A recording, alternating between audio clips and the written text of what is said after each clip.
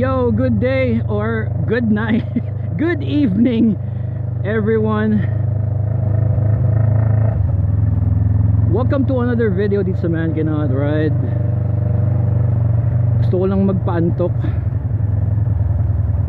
Saka yung topic na gusto kong i-share sa inyo ngayon parang nakakalungkot kung i-share ko sa umaga. Dapat bukas ako magra-ride early morning ride, kaso naisip ko yung topic na gusto kong i-share parang panira ng umaga. So ngayon na lang, ngayong gabi na lang natin pag-usapan yung gusto kong i-share sa inyo habang madilim yung camera ko. Dahil ang pag-uusapan natin is dark and heavy and deep. Hindi, joke lang. Gusto ko lang talaga mag-ride bago matulog. Ang sakit pa rin ng aking gout dito sa kaliwang paa. Hindi pa rin ako makakambyo ng ayos, kaya pirmi lang tayo sa Tresera. Mag-ikot lang tayo. Punta tayo sa maraming ilaw para hindi naman sayang yung camera shot. May mga nagkakasiyahan pa doon. Diyos ko, huwag kang tumigil. Nasa Tresera lang ako.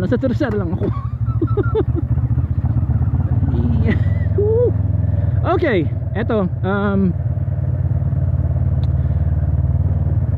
first topic. Siguro yung sa mga nakakita sa Facebook, nag-install ako ng auxiliary lights. Okay, auxiliary lights. Dahil nga sabi ko gusto ko mag night ride, dahil mahina yung buga, yung liwanag ng ilaw nito, siyempre mas magandang mag night ride nang meron kang nakikita sa pinupuntahan mo, di ba? So nag-install nga ako and gumugol ako ng ilang oras din ng kaka-testing ng ano niya, ng placement niya, ng angulo niya. Umikot-ikot ako sa village namin, tapos tinatanong ko yung mga kasalubong ko, tinatanong ko yung mga tambay, nakakasilaw ba? Inayos ko talaga yung placement, inayos ko yung angulo, inayos ko yung pagkaka-install, inayos ko yung wiring. As in, ginawa kong pulido. Tapos sinunod ko naman yung recommended standards ng LTO. Dapat hindi nakakabit sa suspension sa front suspension. Dapat may sariling wiring, may sariling switch, pwedeng i-on off, may sariling tapos may sariling bracket. Bakit ako dito pumunta? Dapat dumiretso ako doon. Anyway, so ginawa ko naman lahat ng naaayon sa batas. At nga, tinesting ko na nga, tapos excited na nga ako na gamitin siya. Kahit mapadpad ako, kahit pumunta ako ng Marilaki, pwede na sa gabi kasi may ilaw na Ang sakit kumambyo ng kaliwang paa ko. Shit. Anyway, tapos ayun, bigla namang may napabalita at may nagsabi rin sa akin na tropa ko, naku pre, nakita ko yung kinabit mong auxiliary lights By the way, nabili ko lang yun online sa Lazada. 600 yung ilaw lang is 400 pesos, tapos may shipping na 120. So less than 600 pesos. At napakaganda ng kanyang quality. Maganda rin yung ilaw, malakas yung buga ng ilaw. So it's fine, it's perfect actually for my purpose. Ayun nga, mabalik tayo. May nagbalita sa akin, pre, sayang yung ginawa mo, kailangan mong tanggalin yan. Bakit? Ipinagbabawal na daw ngayon yan, kinukumpis ka daw ngayon yan, at merong multa na 2,000 pesos. Oh my god. Yung aking 600 pesos na ilaw, mapapagastos ako ng 2,000 pesos. May ticket pa, may huli, hassle pa, aberya pa. Sabi ko, tanggalin na lang natin. Kaya ito, tinanggal ko ngayon. Okay, ito yung balita. Meron daw mga LGU na nagtalaga ng kanilang mga sariling ordinances na nagbabawal na talaga ng yung paggamit ng auxiliary lights. Ang nakalagay dun sa press, doon sa article na nabasa ko is ito ang nakalagay doon, unlawful use of yung mga accessories. And isa na nga doon yung auxiliary lights. Maraming binanggit sirena, busina, kung ano-ano pa, mufflers, ganyan. Basta unlawful use. So naisip ko, hindi naman siguro ako tanga para maintindihan na okay, so hindi bawal yung ilaw, yung auxiliary light. Ang bawal is yung unlawful o yung hindi makatarungan o hindi naaayon sa batas na paggamit ng mga auxiliary lights. Yun yung kung halimbawang mali ang pagkaka-install, yun yung kung baga mali ang pagkaka-anggulo, mali ang paggamit, unlawful use. Yung di ba nakakasilaw ang mga LED auxiliary lights kasi malalakas talaga sila, di ba? So hindi yung ilaw ang bawal. Ang bawal ay yung maling paggamit sa auxiliary lights. So nakipag-diskusyon ako dun sa tropa ko, pinaglalaban ko yung posisyon ko. Sabi niya sa akin, bahala ka pre, 2,000 rin yan. Pag napadpad ka sa Metro Manila, bahala ka. Saka hindi lang daw Metro Manila, sa Manila pala, sa Manila, City of Manila. At saka hindi lang sa Manila yan, baka mamaya Ortigas ganyan din, baka mamaya sa ibang, naku, sabi ko, hassle to, sakit sa ulo to, diba? Bigla ka na lang parahin tapos nalimutan mo, ay oo nga pala, bawal sa lugar na to ang may auxiliary lights. Diba? Tinanggal ko na lang. Hay, eto yung problema ko dyan. Yung batas natin butas talaga, butas yung batas natin yung gumagawa ng batas natin, yung mga mambabatas natin, butas-butas din naman ang kote ng mga yan hindi naman talaga nagre-research na maayos ang mga yan o wag na natin pagtalunan yung politika dahil mauubos ang pasensya natin sa buhay. Pero nakalagay mismo sa batas yung unlawful o hindi makatarungang paggamit. Ang problema, yun ang problema, yun ang ipinagbabawal, yun ang gusto nating solusyonan, hindi yung ilaw mismo. Ang problema yung sa mga nagpapatupad naman ng batas, okay, law enforcement, butas-butas din naman ang kanilang kokote. Sabi ko sa inyo, masyadong deep at dark ang ating usapan tonight pala. Butas-butas din naman ang kanilang kokote. Hindi naman nila naiintindihan yung pinapatupad nilang batas Ang sinabi nila, basta may auxiliary light yan, hulihin nyo ng hulihin, ganun na lang So, nasa ng katarungan dun, di ba? Paano yung mga auxiliary lights na talagang naka-install, properly installed according to the law? So, hindi yun unlawful. Auxiliary lights na ino-open lang kapag talagang madilim, kapag low visibility, kapag may fog, halimbawa, kapag umuulan, hindi yun unlawful.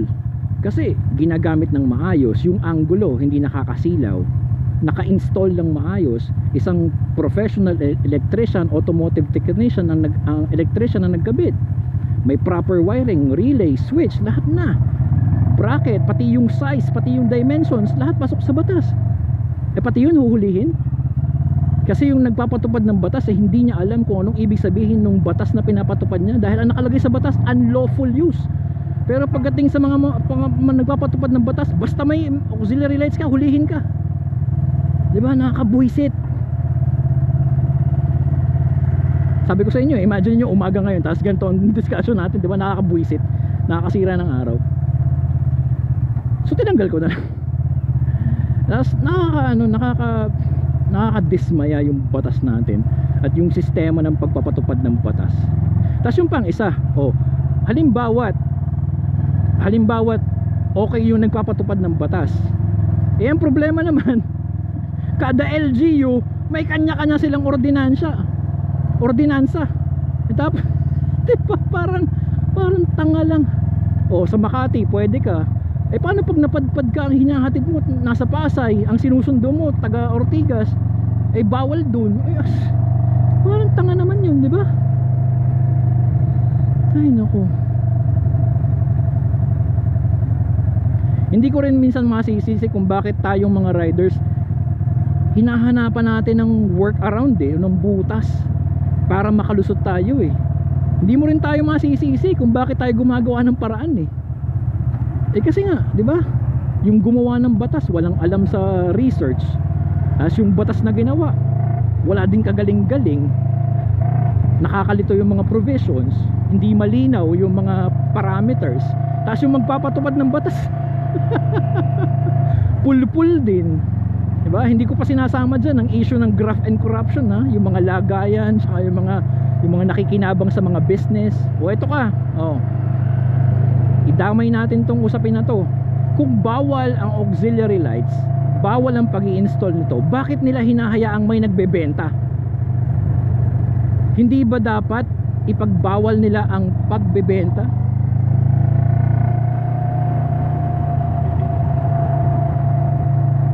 Kasi kung walang nagbebenta, walang bibili. O di sabihin nila, bawal na po ang auxiliary lights. O tapos sabihin nila, bawal nang magbenta ng auxiliary lights.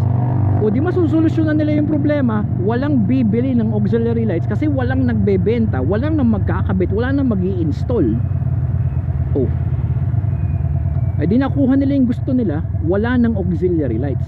Ay hindi. At yun ka, magulo nga kasi may mga lugar na pwede, may mga lugar na hindi. Itong suggestion ko dyan, syempre ito natutunan ko to sa isang napakabuting tao. Sabi niya sa akin, Otep, huwag kang puro reklamo, magbigay ka ng suggestion. Magbigay tayo ng suggestion. Sundin natin yung sinasabi ng batas na unlawful. Yun yung gamitin nating operative word, unlawful. Ibig sabihin, huhulihin mo lang yung mga naka-auxiliary lights na ginagamit yung auxiliary lights sa maling paraan at yung hindi naka-install properly. Yun lang. Yun ang suggestion number 1 ko. Ang suggestion number 2 ko, kung meron talagang ordinansa sa isang lugar na bawal ang auxiliary lights, ang sabihin nila is bawal gumamit. So halimbawa, nandito ako sa Makati, pwede ang auxiliary lights dito, pwede akong gumamit. Pagdating ko halimbawa sa Taguig, bawal doon, di ba? Kasi ang Makati at saka ang Taguig nagbabangayan ngayon eh. So bawal sa Taguig. So sa Taguig, i-off ko, papatayin ko, hindi ko gagamitin yung auxiliary lights ko, huhulihin lang ako kapag ginamit ko. O di ba? Mas maganda suggestion yun. So ngayon, ang responsibilidad ko as a rider is alamin kung saang lugar pwede kong pailawin ang auxiliary lights. At kasalanan ko kapag pinailaw ko yan sa lugar na bawal. That's fair. Fair yun. At least, meron akong auxiliary lights na magagamit ko sa mga lugar na pwede. O halimbawa, di ba, mapadpad ako sa Marilake, pwede kong gamitin doon para for my safety. Pagbaba ko ng Antipolo, bawal sa Antipolo, patayin ko. Pagdating ko ng Marcos Highway, pwede sa Marcos Highway, bubuhayin ko. Pagdating ko ng Quezon City, bawal uli. Okay, bawal. Pagdating sa Mandaluyong, pwede, bubuhayin ko. At least meron akong options as a rider. At ngayon, hindi pa maaapektuhan yung business ng mga nagbebenta ng auxiliary lights. Bakit? Syempre, meron pa ring bibili. Kasi hindi bawal bumili, hindi bawal mag-install. Ang bawal is yung maling paggamit at yung maling pagkaka-install. Yun. 'Di ba? Napaka easy ng dalawang suggestions ko na yun. Actually, ang bottom line ng suggestion na yun is magkaroon lang ng common sense yung nagpapatubad ng batas eh. Nasa batas naman, 'di ba? Ang bawal yung unlawful o yung maling paggamit at maling pag-install. Kung may papatupad nila, wala tayong problema eh. Nga, yung problema, hindi marunong yung nagpapatupad ng batas. Anyway, magpapaikot-ikot ang usapan natin.